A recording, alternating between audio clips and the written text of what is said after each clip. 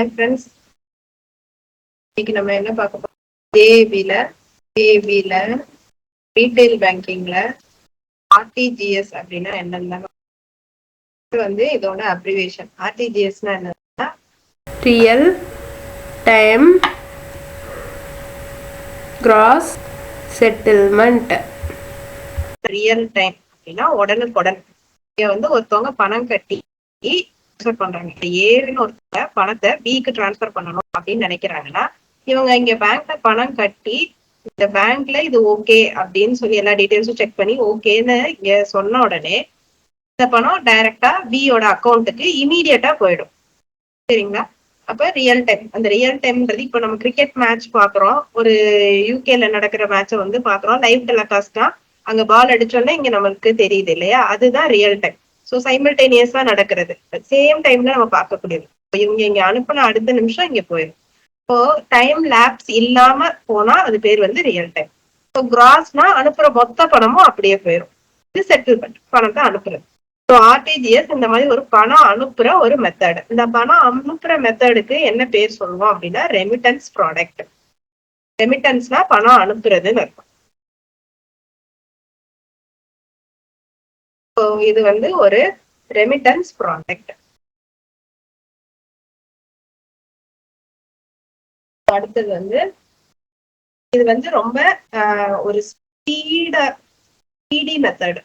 இந்த method introduce ஆனதுக்கு அப்புறம் பணம் உடனுக்குடனே போயிருந்ததுனால இது ரொம்ப ஒரு ஸ்பீடி மெத்தட். அதனால இதை யாரெல்லாம் யூஸ் பண்றாங்கன்னு பாத்தீங்கன்னா பெரிய பெரிய கார்பரேட் ஆர்கனைசேஷன், பேங்க்ஸ், வித்தின் பேங்க்ஸ்குள்ள இன்டர் பேங்க் டிரான்சாக்ஷன்ஸ்க்கும் யூஸ் பண்றாங்க. அடுத்து ஆர்டிஜிஎஸோட டைப்ஸ்.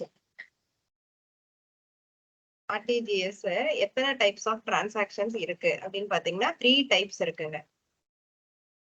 இப்போ ஃபர்ஸ்ட் டைப் வந்து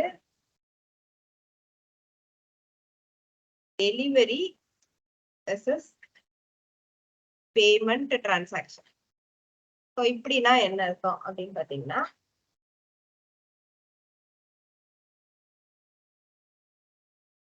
டெலிவரி வெர்சஸ் பேமெண்ட் டிரான்சாக்ஷன் ஒன்று இருக்கு. இன்னொன்று வந்து இன்டர் பேங்க்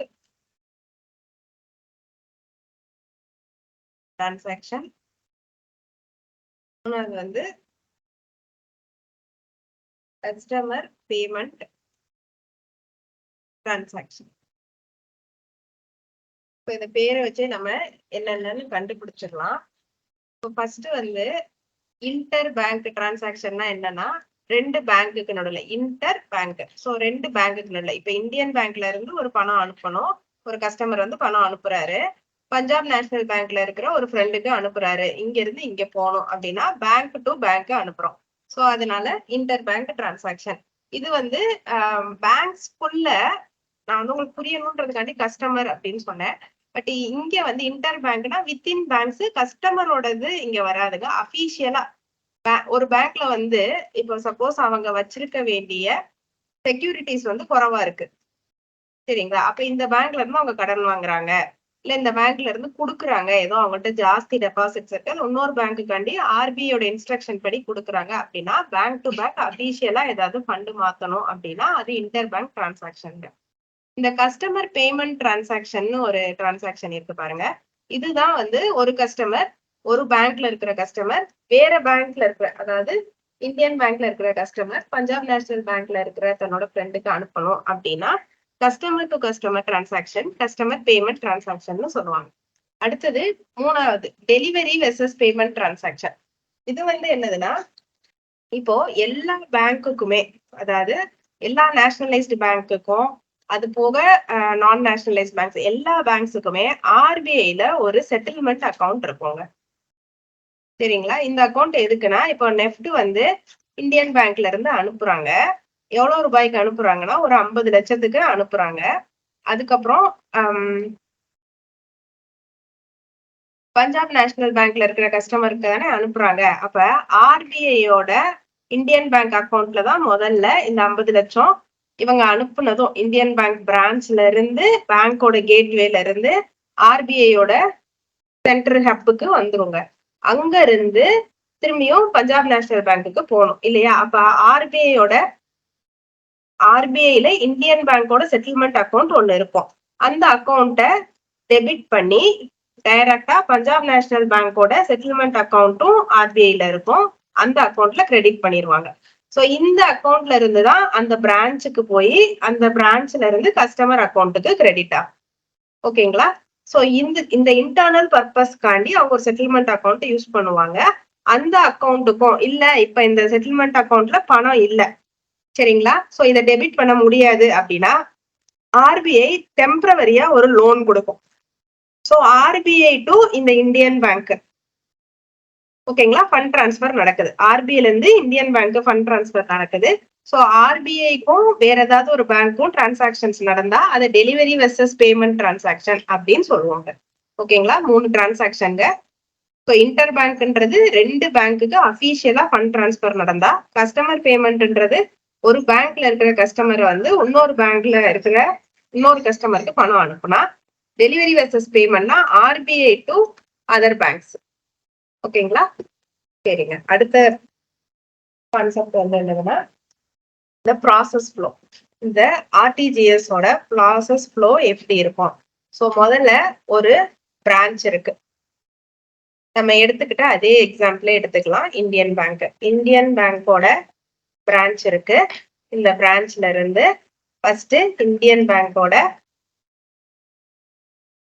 பேங்க் அக்கௌண்ட், அதாவது இந்தியன் பேங்கோட பேமெண்ட் கேட்வே அங்க வந்துருவாங்க. அங்க வந்து இது இங்க இருந்து இப்ப சென்டர் இந்தியன் பேங்க் தான் சென்டர், இங்க இருந்தா பணம் அனுப்புறாங்க. பஞ்சாப் நேஷனல் பேங்க் வந்து ரிசீவர், இங்க இருக்கிற கஸ்டமருக்கு அனுப்புறாங்க. பஞ்சாப் நேஷனல் பேங்க்ல இருக்கிற கஸ்டமருக்கு அனுப்புறாங்க. சோ இங்க வந்து இந்த பிரான்ச்ல இருந்து பேங்கோட பேமெண்ட் கேட்வேக்கு வந்துரும். அங்க வந்து டெபிட்ட உறுதிப்படுத்திடுவாங்க. சரி, இந்த அக்கௌண்ட்ல நம்ம டெபிட் பண்றோம், இவங்க அக்கௌண்ட்டை டெபிட் பண்றோம் அப்படின்னு சொல்லிட்டு பண்ணிடுவாங்க.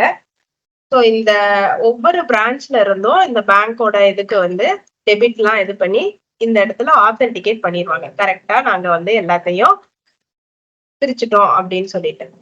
ஸோ அதுக்கப்புறம் அங்க இருந்து என்ன ஆகும்னா ஒரு ஸ்ட்ரக்சர்டு மெசேஜ் மூலமா, ஆர்டிஜிஎஸ் ஸ்கிரீன் பார்த்துருந்தா தெரியும், ஸ்ட்ரக்சர்டு மெசேஜ் மூலமா இதை ஆர்பிஐக்கு அனுப்புவாங்க. ஆர்பிஐல அது பேர் வந்து என்னதுன்னா சென்ட்ரல் ஹப். சரிங்களா? இந்த சென்டர் ஹப்ல என்ன நடக்கும்னா, இப்ப இந்தியன் பேங்க்ல இருந்து வந்திருக்கு, எங்க போகணும் அப்படின்ற பிரிக்கிறத இங்க நடக்கும். சோ இப்ப பஞ்சாப் நேஷனல் பேங்க் போகணும், அடுத்து பஞ்சாப் நேஷனல் பேங்கோட பேமெண்ட் கேட்வேக்குள்ள போகும். அங்க வந்து யார் யாருக்கு கிரெடிட் வந்திருக்கு அப்படின்னு சொல்லி பார்க்கும், எவ்வளவு அமௌண்ட் வந்திருக்குன்னு பார்க்கும். அதை அந்தந்த பிரான்ச்சுக்கு அனுப்பிடுவாங்க. அந்த பிரான்ச்ல இருந்து அந்த ஸ்பெசிபிக் பெனிஃபிஷியரியோட அக்கௌண்ட்ல கிரெடிட் ஆகும். இதுதாங்க ப்ராசஸ். ஸோ இப்ப இந்த நம்ம சொன்ன மாதிரி ஒவ்வொரு ஆர்பிஐல ஒவ்வொரு பேங்க்கும் ஒரு செட்டில்மெண்ட் அக்கௌண்ட் வந்து மெயின்டைன் பண்ணுவாங்க. ஸோ இந்த செட்டில்மெண்ட் அக்கௌண்ட்ல போதிய பேலன்ஸ் இல்லைன்னா ஆர்பிஐ டெம்பரவரியா ஒரு லோன் ரெடி பண்ணி தருவாங்க. சரிங்களா? அதுக்கடுத்து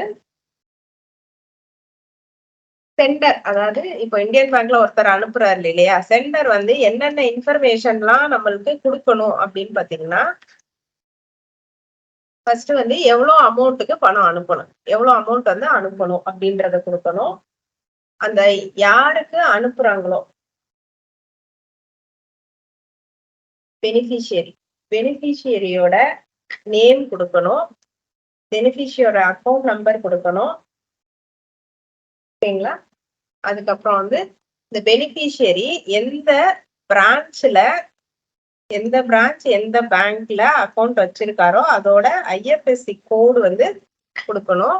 அது போக ரெமிட்டர், அதாவது சென்டர் இருக்காரு இல்லையா, பணம் அனுப்புறாரு இல்லையா, அவரோட அக்கௌண்ட் நம்பர் கொடுக்கணும். ஏன்னா அந்த அக்கௌண்ட்டை தான் நம்ம டெபிட் பண்ண போறோம். ஸோ டெபிட்டுக்கான பெர்மிஷனும் அவர் கொடுக்கணும் நம்மளுக்கு. அதுக்கப்புறம் லாஸ்டா இவரு என்ன இன்ஃபர்மேஷன், என்ன விஷயத்துக்காண்டி அனுப்புறாரு, சென்டர் டு ரிசீவர் இன்ஃபர்மேஷனும் கொடுக்கணும். ஃபீஸ் பே பண்றாங்கன்னா ஃபீஸ், ரெஜிஸ்ட்ரேஷன் ஃபீஸ்னா ரெஜிஸ்ட்ரேஷன், கோர்ஸ் ஃபீஸ்னா கோர்ஸ் ஃபீஸ், எக்ஸாமினேஷன் ஃபீஸ்னா எக்ஸாமினேஷன் ஃபீஸ், அந்த மாதிரி எல்லாமே வந்து இவங்க அனுப்பணும். அவ்வளவுதாங்க. ஓகேங்களா? ஸோ அடுத்தது எல்லா நாளுமே இந்த ஆர்டிஜிஎஸ் நடக்குமா அப்படின்னு சொன்னா, எல்லா நாளுமே ஆர்டிஜிஎஸ் ஃபெசிலிட்டிஸ் இருக்குங்க. எப்போல இருந்து அப்படின்னா 14th December 2020 இருந்து ஆர்டிஜிஎஸ் 24x7x365 டேஸும் அவைலபிளா இருக்கிற மாதிரி பண்ணிட்டாங்க. அதே மாதிரி ஜூலை 2019 இருந்து ஆர்டிஜிஎஸ் அனுப்புறதுக்கு எந்த ப்ராசஸிங் சார்ஜுமே இல்லை. ஆர்பிஐ எதுவுமே சார்ஜ் பண்றது இல்லைங்க. ஸோ பேங்க்குக்கான கமிஷன் மட்டும்தான் இதுல. ஸோ ஏதாவது ஒரு பணம் உங்க அக்கௌண்ட்டுக்கு ஆர்டிஜிஎஸ் மூலமா வருது அப்படின்னா இன்வெர்ட் இல்ல அக்கௌண்ட்ல கிரெடிட் ஆயிருக்கு அப்படின்னா அதுக்கு நோ ஃபீங்க. ஸோ நீங்க யாருக்காவது பணம் அனுப்புறீங்க அவுட்வர்ட், அது பேர் வந்து அவுட்வர்ட் மெசேஜ், அதாவது சென்டிங் மணி. இன்வெர்ட்னா ரிசீவிங் மணி. ஸோ நீங்க யாருக்காவது பணம் அனுப்புறீங்க அப்படின்னா நீங்க வந்து ஒரு எக்ஸ்ட்ரா அமௌண்ட் ஒன்று பே பண்ணுவீங்க. அது வந்து பேங்க்குக்கான கமிஷன். ஸோ அது எவ்வளோ அமௌண்ட் பே பண்ணணும் அப்படின்னு பார்த்தீங்கன்னா சார்ஜஸ் ஃபார் ஆர்டிஜிஎஸ் எவ்வளோ வருதுன்னா 2 லட்சம் ரூபாயில இருந்து 5 லட்சம் ரூபாய் வரைக்கும் 24 ரூபா 50 பைசா பிளஸ் டாக்ஸ். டாக்ஸ் வந்து தனிங்க. அடுத்தது 5 லட்சத்துக்கு மேல இருந்து இது வந்து less than or equal to 5 lakhsக்கு மேல ஆர்டிஜிஎஸ்க்கு மேக்ஸிமம் லிமிட் இல்ல, நோ லிமிட் மேக்ஸிமம். அது வரைக்கும் உங்களுக்கு எவ்வளோனா 49 ரூபா 50 பைசா பிளஸ் டாக்ஸுங்க. சரிங்களா? இதுதான் இப்பொழுதைக்கு charge. So minimum value maximum value எவ்வளவு? ஆர்டிஜிஎஸ்க்கு மினிமம் எவ்வளவு அமௌண்ட் இருந்தா நீங்க ஆர்டிஜிஎஸ் அனுப்பலாம்னா மினிமம் 2 lakhs அனுப்புற மாதிரி இருந்தா நீங்க ஆர்டிஜிஎஸ் அனுப்பலாம். மேக்ஸிமம் நோ லிமிட்டுங்க. சரிங்களா? மினிமம் ஒருத்தர் 2 லட்சம் ரூபா அனுப்ப போறேன்னா நீங்க ஆர்டிஜிஎஸ் மூலமா அனுப்பலாம். அடுத்தது டைமிங்ஸ். ஆர்டிஜிஎஸ் அனுப்புறதுக்கு டைமிங் இருக்கானா? முந்தியெல்லாம் இருந்ததுங்க. டைம்க்கு ஏத்த மாதிரி சார்ஜும் ஏறிட்டே இருக்கும். இப்ப வந்து அந்த மாதிரி இல்ல. ஃபர்ஸ்ட் ஆர்டிஜிஎஸ் எப்ப திறக்கிறாங்க அப்படின்னா அது கட் ஆஃப் டைம்னு சொல்லுவாங்க. இப்போ வந்து 24x7 எல்லா நேரமும் நடக்குதுங்க. இது வந்து பழசு. 2015 இருந்து 19 வரைக்கும் இந்த மாதிரி தான் நடந்துட்டு இருந்துச்சு. ஃபர்ஸ்ட் எத்தனை மணிக்கு ஸ்டார்ட் பண்ணுவாங்க அப்படின்னு பாத்தீங்கன்னா RTGS 8 o'clock in the morning. சரிங்களா? 8 o'clock நீங்க ஒரு ஆர்டிஜிஎஸ் போட்டீங்கன்னா அது போயிடும். அதுக்கடுத்து கஸ்டமர் எத்தனை மணி வரைக்கும் ஆர்டிஜிஎஸ் அனுப்பலாம் அப்படின்னு பாத்தீங்கன்னா ஈவினிங் 4:30 மணி வரைக்கும் அனுப்பலாங்க. அதுக்கப்புறம் inter bank to bank settlement எல்லாம் பண்ணணும் அப்படின்னா எவ்வளவு நேரம் வரைக்கும் அனுப்பலாம் அப்படின்னா 7:45 வரைக்கும் அனுப்பலாங்க. இது வந்து பிஎம், இதெல்லாம் பிஎம்ங்க, இது மட்டும் ஏஎம். அதுக்கடுத்து ஐடிஎல் ரிவர்சல். ஐடிஎல் ரிவர்சல் அப்படின்னா என்னன்னா, ஒண்ணு உங்களோட அக்கௌண்ட்ல பேலன்ஸ் இல்ல, அதாவது ஏதோ ஒரு ரீசன்னால பெனிஃபிஷியரி அக்கௌண்ட்டுக்கு போகலைங்க பணம். அப்ப அந்த பணத்தை அனுப்புனவருக்கு திருப்பி கொடுத்துடுறதுன்னா நியாயம். அந்த மாதிரி நீங்க ரிவர்ஸ் பண்றது எத்தனை மணிக்குள்ள பண்ணலாம்? அன்னைக்கு அனுப்புன ஆர்டிஜிஎஸ்க்கு எத்தனை மணிக்குள்ள பண்ணலாம்னா 7:45 இருந்து 8 மணிக்குள்ள நீங்க பண்ணி முடிச்சிருக்கணும். பிஎம்ன்றதுனால நைட்டுங்க, அதனாலதான் பிஎம் ஏஎம் மென்ஷன் பண்றேன். அதுக்கப்புறம் மொத்தமா ஆர்டிஜிஎஸ் எத்தனை மணிக்கு மேல அனுப்பவே முடியாது அப்படின்னு பாத்தீங்கன்னா இஓடி அப்படின்னு சொல்லுவாங்க. எண்ட் ஆஃப் த டே 8 மணிக்கு மேல ஆர்டிஜிஎஸ் அனுப்ப முடியவே முடியாது. இப்போ எல்லா டைமும் அனுப்பலாங்க. சரிங்க. சார்ஜஸ் வந்து பிரைவேட் பேங்க்ஸ்ல வந்து ஜாஸ்தி இருக்கும், பப்ளிக் பேங்க்ல கம்மியா இருக்கும் அப்படிலாம் இல்லைங்க. எப்பயுமே அவங்க அந்த 5 lakhsக்குள்ள நீங்க அனுப்புறீங்கன்னா அது 24 ரூபா 50 பைசாவை தாண்டக்கூடாது. அதே மாதிரி நீங்க வந்து 5 lakhsக்கு மேல அனுப்புறீங்க அப்படின்னா அது வந்து 49 ரூபா 50 பைசாவை தாண்டக்கூடாதுங்க. அடுத்தது வந்து இப்ப நீங்க ஆர்டிஜிஎஸ் அனுப்பிட்டீங்க, அதாவது இந்தியன் பேங்க்ல இருக்கிற ஒருத்தர் வந்து பஞ்சாப் நேஷனல் பேங்க்குக்கு அனுப்பிட்டாரு. அதுக்கு அவருக்கு வந்து இந்தியன் பேங்க்ல இருந்து பஞ்சாப் நேஷனல் பேங்கோட அக்கௌண்ட்ல போயிருச்சுங்க. அதுக்கு நடுவுல என்னென்ன ப்ராசஸ் சொன்னோமோ அதெல்லாம் நடந்து ஆர்பிஐக்குள்ள போய் ஆர்பிஐல இருந்து பஞ்சாப் நேஷனல் பேங்க்குக்கு கிரெடிட் பண்ணிட்டாங்க. நீங்க பேங்க்ல கிரெடிட் பண்ண அடுத்த 1/2 an hourக்குள்ள அது அந்த பெனிஃபிஷியரியோட அக்கௌண்ட்லுக்கு போயிருக்கணும். பெனிஃபிஷியரினா யாரால யாருக்கு அந்த பணத்தால நன்மை நடக்குது, யாருக்கு அனுப்புறோமோ அவர், இல்ல யாரு இந்த பணத்தை வாங்க போறாங்களோ அவர், ரிசீவர் அக்கௌண்ட். அது பேர் தான் பெனிஃபிஷியரி. அவங்க அக்கௌண்ட்டுக்கு 1/2 மணி நேரத்துக்குள்ள, அதாவது பஞ்சாப் நேஷனல் பேங்க்குக்கு பணத்தை கொடுத்து 1/2 மணி நேரத்துக்குள்ள அந்த பணத்தை அவங்க அந்த பெனிஃபிஷியரி அக்கௌண்ட்டுக்கு கிரெடிட் பண்ணியிருக்கணும்.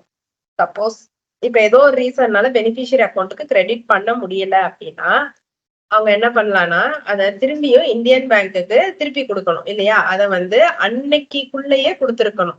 அதாவது அந்த 8 மணி கட் ஆஃப் டைம் அந்த மாதிரி எதுவும் சொல்றாங்களோ அந்த 8 மணிக்குள்ள அவங்க கொடுத்துருக்கணும். மோஸ்ட்லி 1 ஹவர்க்குள்ள அவங்க கொடுத்துருக்கணும். அப்படி இல்லைன்னா 8 மணி அந்த அன்னைக்கு டே முடியறதுக்குள்ளேயாவது அவங்க கொடுத்துருக்கணும்.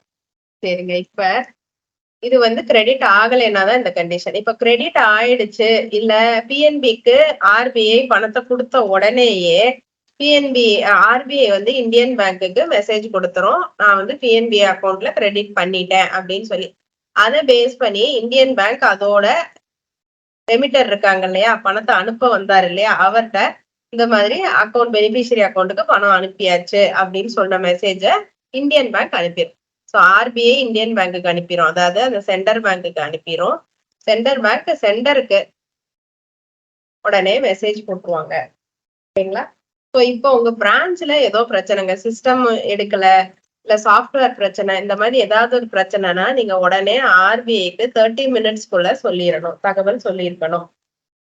ஸோ உடனே நீங்க என்ன பண்ணுவீங்க, பிசினஸ் கண்டினியூட்டி பிளான்னு சொல்லிட்டு உங்களோட பிரான்ச்சோ பக்கத்து பிரான்ச்ல ஓபன் பண்றதுக்கு ஒரு ஃபெசிலிட்டி இருக்குங்க. ஸோ பிசினஸ் கண்டினியூட்டி பிளானையோ இல்ல டிசாஸ்டர் ரெக்கவரி பிளானையோ ஸ்டார்ட் பண்ணிடுவீங்க. ஸோ அடுத்தது என்னதுன்னா ஆர்டிஜிஎஸ்க்கும் நெஃப்ட்டுக்கும் என்ன வித்தியாசம் அப்படின்னு பார்க்க போறீங்க. ஃபர்ஸ்ட் இது கிராஸ் செட்டில்மெண்ட்டுங்க, அதாவது வர வர அப்படியே அனுப்பிட்டே இருப்பாங்க. இது நெட் செட்டில்மெண்ட்.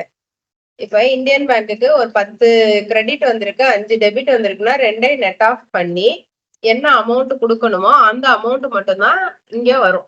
கிராஸ் அப்படி இல்லைங்க, ஒவ்வொரு டிரான்சாக்சனா த்ரூ ஆயிட்டே இருக்கும். ஒவ்வொரு டிரான்சாக்சனா அடுத்த பேங்க்குக்கு ஆர்பிஐ அனுப்பிட்டே இருக்கும். ஸோ அதனால இது ஒரு வித்தியாசம் ஆர்டிஜிஎஸ்க்கும் நெஃப்ட்டுக்கும். அதே மாதிரி நெஃப்ட் பேட்சஸ்ல அனுப்பும், இது ஒவ்வொன்னா சிங்கிளா அது அனுப்புது. இன்னொன்னு ஆர்டிஜிஎஸ் டிரான்சாக்சன்ல பெரிய அமௌண்ட்டை தான் நீங்க டிரான்ஸ்பர் பண்ண முடியும், அதுவும் நம்ம சொல்லிட்டோம். இங்க நெஃப்ட்ல மினிமம் மேக்சிமம்னு எந்த லிமிட்டுமே இல்லை. இதோட ஆர்டிஜிஎஸ்னா என்னன்றது தெரிஞ்சிருப்பீங்க. ஸோ ஒரு குவிக் ரீகேப் பார்க்கணும் அப்படின்னா ஆர்டிஜிஎஸோட ஃபர்ஸ்ட் ஆர்டிஜிஎஸோட டெஃபினிஷன்லாம் என்னன்னு பார்ப்பாங்க. ரெண்டாவது ஆர்டிஜிஎஸோட டைப்ஸ் என்னன்னு பார்த்தோம். மூணாவது அதோட ப்ராசஸ் ஃப்ளோ பார்த்தோம். நாலாவது ஆர்டிஜிஎஸ்க்கும் நெஃப்ட்டுக்கும் இருக்கிற டிஃபரன்ஸ் என்னென்ன அப்படின்னு சொல்லி பார்த்தோம். இன்னும் ஒண்ணு இருக்குங்க, அஞ்சாவது அட்வான்டேஜஸ் ஆஃப் ஆர்டிஜிஎஸ். அதோட அட்வான்டேஜ் என்னதுன்னா கிளியரிங் ஹவுஸை எடுத்துட்டாங்க. ஆர்டிஜிஎஸ் அண்ட் நெஃப்ட் வந்ததுக்கு அப்புறம் கிளியரிங் ஹவுஸ்ன்ற ஒண்ணே இப்ப நடக்கிறது இல்லை. ரெண்டாவது அந்த கஸ்டமர் டைமோ இல்லை அந்த கட் ஆஃப் டைமுக்கு அப்புறம் 8 மணிக்கு அப்புறம் நீங்க ஆன்லைன்ல பண்ணணும்னா பண்ணிக்கலாம். ஸோ அந்த மாதிரி கஸ்டமர் கட் ஆஃப் டைமுக்கு அப்புறம் நீங்க பண்ற டிரான்சாக்ஷன்ஸை என்ன சொல்லுவாங்கன்னா ஸ்ட்ரெயிட் த்ரூ ப்ராசஸிங், அதாவது பாயிண்ட் டு பாயிண்ட் பஸ் மாதிரி ஸ்ட்ரெயிட்டா இந்த அக்கௌண்ட்ல இருந்து, அதாவது இந்தியன் பேங்க்ல ஒரு கஸ்டமர் ஏன்ற கஸ்டமர் அக்கௌண்ட்ல டைரக்டா பி கஸ்டமருக்கு போயிடும். So straight through processing. So thank you friends. இது மாதிரி உங்களுக்கு ஏதாவது டாபிக்ஸ்ல டவுட் இருந்ததுன்னா தயவு செஞ்சு கமெண்ட்ல போடுங்க. ஸோ தட் ஃபர்தர் வீடியோஸ் அந்த டாபிக்ல செய்யறதுக்கு எங்களுக்கு யூஸ்ஃபுல்லா இருக்கும். Thank you friends. நிறைய ஷேர் பண்ணுங்க, யாராவது நீடி கேண்டிடேட்ஸ்க்கு இது ஹெல்ப் ஆகட்டும். ஸோ முடிஞ்ச அளவு ஷேர் பண்ணுங்க, மறக்காம சப்ஸ்கிரைப் பண்ணிடுங்க. தேங்க்யூ.